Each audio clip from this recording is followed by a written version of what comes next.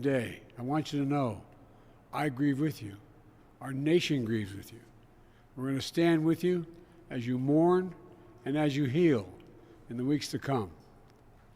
I want to thank our brave first responders and law enforcement personnel who stopped the attacker in his tracks before he could kill or injure even more people.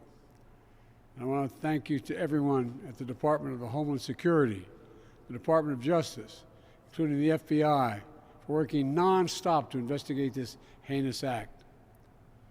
The FBI is leading the investigation to determine what happened, why it happened, whether there was any continuing threat to public safety.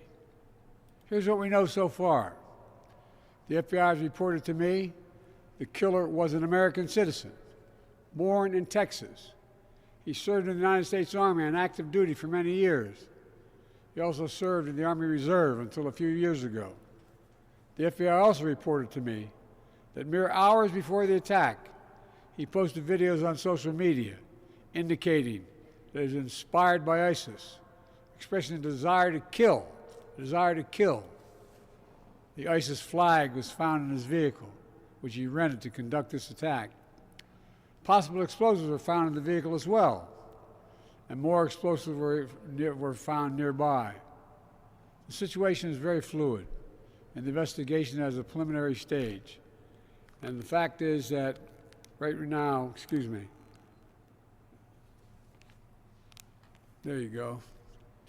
The law enforcement and intelligence community are continuing to look for any connections, associations, or co-conspirators. We have nothing additional to report at this time. The investigation is continuing to be active, and no one should jump to conclusions.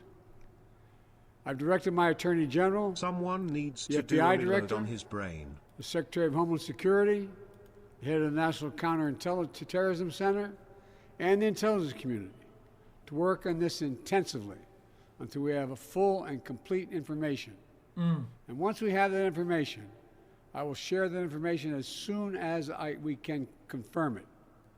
Additionally, we're tracking the explosion of a cyber truck outside the Trump Hotel in Las Vegas. I won't lie, it's Joe Law Ever. enforcement and the intelligence community are investigating Brothers at this one as well, horsepower. including whether there's any possible connection with the attack in New Orleans.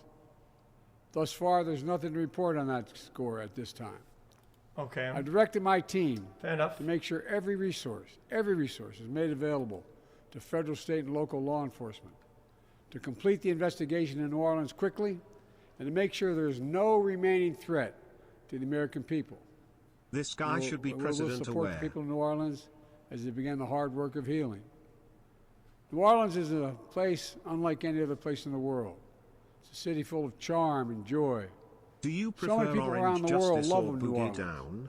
because of its history, its culture, and above all, its people.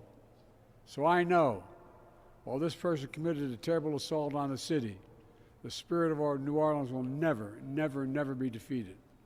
It always will shine forth. We've seen that time and time again throughout its history, and I know we'll see it again in the days and weeks ahead. May God bless the people of New Orleans. May God bless our police and our first responders. May God protect our troops, and we'll keep you fully, contemporaneously informed. Thank you. Have you spoken to President Trump? Will you visit New Orleans? Have you spoken to President Trump? Really, brother? Have you spoken to President Trump? Really, dude? Really, dude?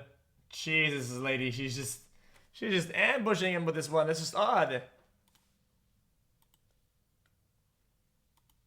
Jeez. Well, I mean, he's gonna take a nap, but it's kind of deserved. I mean, he probably had a long work day, and he's been doing this shit for like fucking how much? 4 years.